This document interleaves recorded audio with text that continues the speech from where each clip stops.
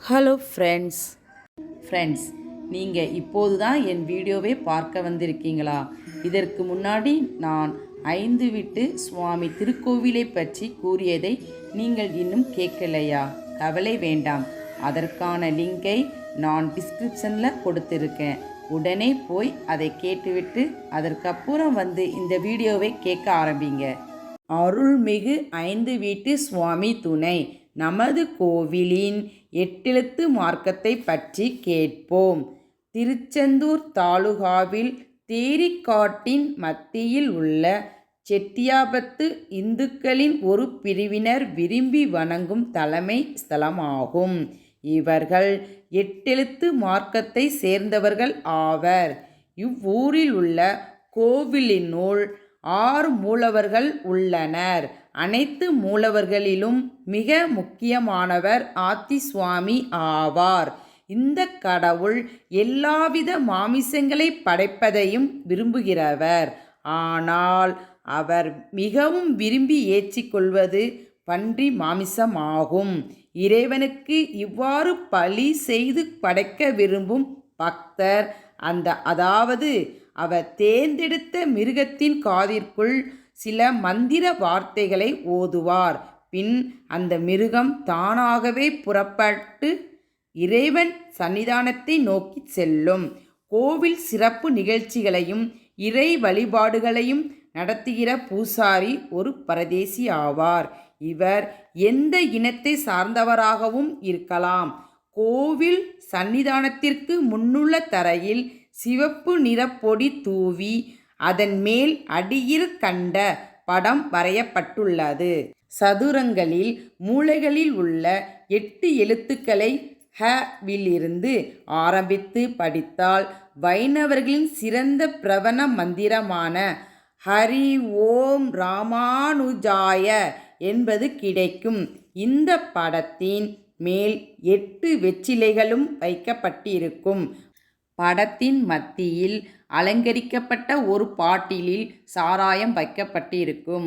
அதற்கு பதிலாக இப்பொழுது சாராயத்திற்கு பதிலாக இளநீரும் தேனும் கலந்து வைக்கப்பட்டிருக்கும்.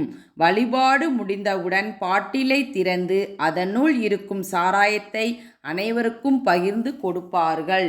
மாமிசம் மற்றும் ஆண்டவனுக்கு படைத்த அனைத்து பொருட்களையும் அனைவருக்கும் பகிர்ந்து அளிப்பார்கள். இரவில் கோவிலை சுற்றியுள்ள பகுதியில் அனைவரும் மொத்தமாக படுத்து தூங்குவார்கள். எட்டெழுத்து மார்க்கத்தில் ஒவ்வொரு இனத்திலிருந்தும் அதாவது ஜாதி ஆட்கள் இருந்தனர். ஆனாலும் நாடார்கள்தான் அதிக எண்ணிக்கை உடையவர்கள். இவர்களின் குறிப்பிடக்கூடிய செயல் யாதெனில் அனைவரும் ஒன்று சேர்ந்து சாப்பிடுவதும் குடிப்பதும் ஆகும். சமூக தகராறுகள் ஒன்றும் நடைபெறுவது இல்லை. வெவ்வேறு இன சட்ட திட்டங்களை தற்காலிகமாக ஒதுக்கி வைத்து அனைவரும் ஒன்றாக கூடுவது இம்மார்க்கத்தின் கொள்கைகளில் ஒன்றாகும். கடவுளை வணங்கும் போது, ஏ தெய்வமே, உன்னைவிட உயர்ந்த புனிதம் கிடையாது, நீ இல்லாத இடம் இல்லை, உன்னையும் மீறிய அறிவும் நாணமும் இல்லை, இன வேறுபாடுகளை மறந்து நாங்கள் பின்பற்றும் மார்க்கத்தின் தலைவன் நீயே, நான் உன்னுடைய பக்தனும் மதிப்பற்ற அடிமையும் ஆவேன் என்று கூறுகின்றனர். இவர்கள் வணங்கும் பெண் தெய்வம் அதாவது அம்மன் சக்தியாகவே தோன்றுகிறது.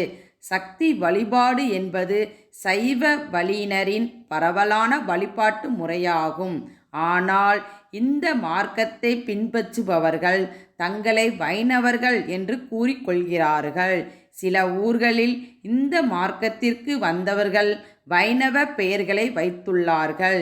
இறை வழிபாட்டிற்குரிய சில பொருட்களை இந்த மார்க்கத்தை சேர்ந்தவர்கள் குறிப்பிடும்போது வேறு பெயர்களை சூட்டி உள்ளார்கள். சாராயம் தீர்த்தம் என்றும், பன்றி தலைவர் ஆத்தி மிராசு என்றும், தோல் சட்டை என்றும், ஆட்டுக்கிடா நடையன் என்றும், அகப்பை கணக்குப்பிள்ளை என்றும், கோழி கீரிக்குட்டி என்றும், பானை பாண்டம் என்றும், சோறு அன்னமுத்திரி என்றும், மாமிசம் தொசம் என்றும், எலும்பு கரண் என்றும், முட்டை அண்டம் என்றும், மீன் மச்சம் என்றும், திருவிழா பூஜை கூட்டம் என்றும், பூசாரி அண்ணாவி என்றும் படையல் பணிவிடை என்றும் வேறு பெயர் சூட்டி அழைக்கப்பட்டது.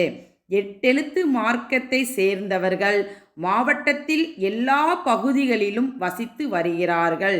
செட்டியாபத்தில் ஆண்டுக்கு இருமுறை நடைபெறும் கோவில் திருவிழாக்களில் ஆயிரக்கணக்கான மக்கள் கலந்து கொள்வதாக கூறப்படுகிறது. இந்த மார்க்கத்தில் உள்ளவர்களின் எண்ணிக்கையை மதிப்பிடுவது முடியாத காரியமாகும். ஃப்ரெண்ட்ஸ், எட்டெழுத்து மார்க்கம் முடிவுற்றது. அடுத்ததாக நமது கோவிலில் உள்ள திருமணிக்கட்டி மகிமையை பற்றி கேட்போம். அதுவரை இணைந்திடுங்கள் RRG யூடியூப் சேனலுடன். ஃப்ரெண்ட்ஸ், உங்களுக்கு என்னுடைய வீடியோ உடனுக்குடன் கிடைக்க மறக்காமல் சப்ஸ்கிரைப் பண்ணுங்கள். அதே மாதிரி இந்த வீடியோ பிடிச்சிருந்தா லைக் பண்ணுங்கள். மனசில் என்ன தோணுதோ அதை கமெண்ட் பண்ணுங்கள். மறக்காமல் உங்கள் ஃப்ரெண்ட்ஸுக்கு இதை ஷேர் பண்ணுங்கள்.